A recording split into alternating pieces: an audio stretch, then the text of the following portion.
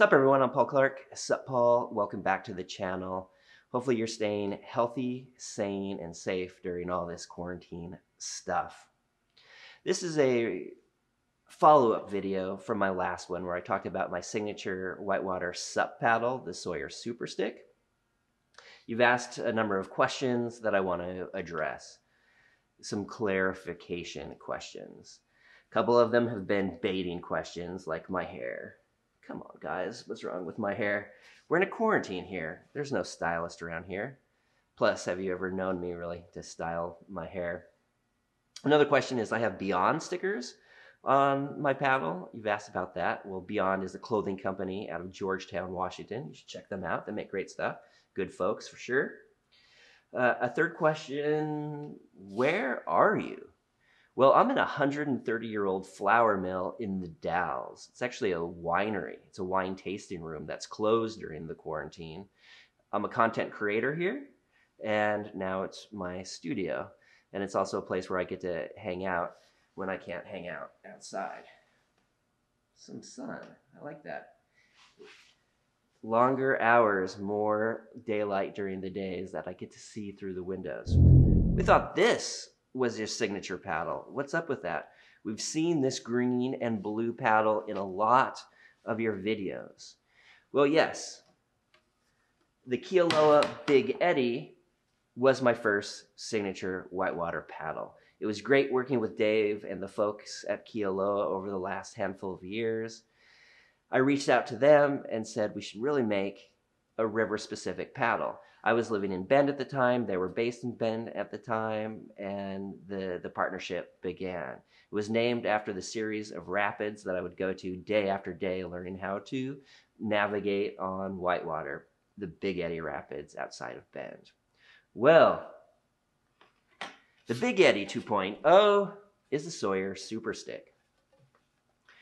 After Kealoha changed its name by selling to a different company, I reached out to Sawyer, a river-specific paddle company, paddles and oars, to improve upon the Big Eddy, to make it more durable, to make it perform better.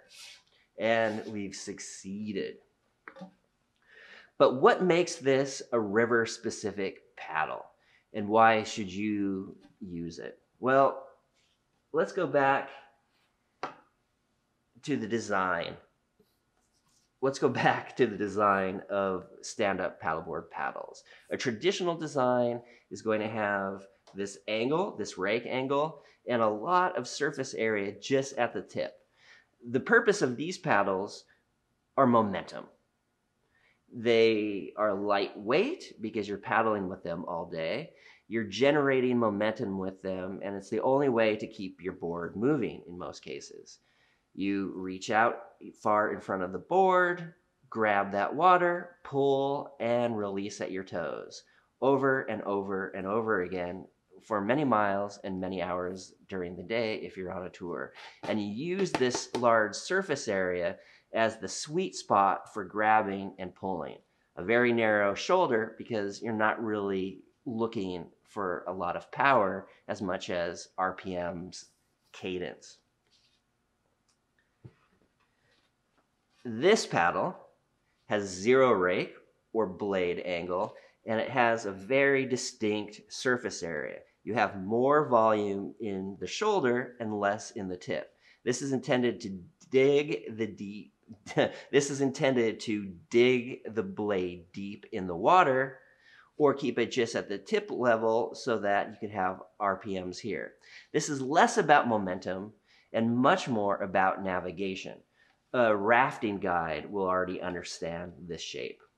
So sink that blade in and navigate through technical whitewater, whether it be ferrying through a rapid or peeling in and out of eddies, catching a wave on the fly, attaining, moving through the river using the current and river hydrology for momentum. Yes, you're going to do some forward paddling, and that's why you have a paddle in many ways, but the main feature difference between this and a traditional paddle is navigation versus momentum.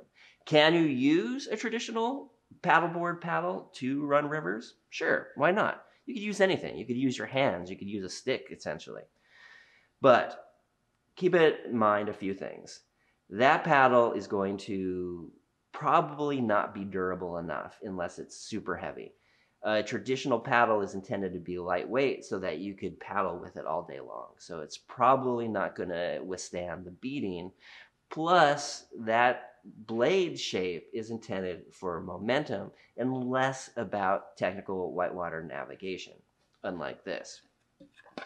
A couple of other things that are really cool about this straight blade is the fact that if you do fall off your board, not if, but when, you're going to have to do an emergency stroke. With this, you don't have to worry about which side you're sinking the blade in. You could use the front or the back. It doesn't even really matter what the front or the back is. The grip itself on the fixed length Super Styks are symmetrical. You could hold them in either hand and paddle with either. You will notice there is a slight scoop. There is going to be a side that has a little bit more performance to it because of that scoop, but it really doesn't matter, especially when you're in an emergency situation.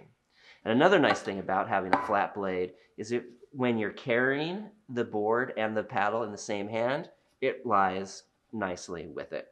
So this is a preference of mine. I designed this paddle and Sawyer collaborated with me to create this for the type of rivers I enjoy.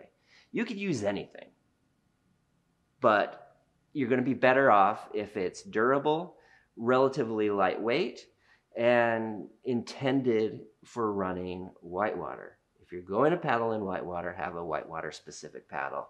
And I think the Sawyer SUPER Styk is that paddle. It is for me, and hopefully it is for you. If you like this content and you want more, please subscribe, like, make comments, and ring that bell because more videos come. And this video, shortly after this last one, came because of your questions. I appreciate it, everyone. Stay sane, stay healthy, plan those river trips, and invite me along. I'll talk to you later. Bye. All right, I think that one's good.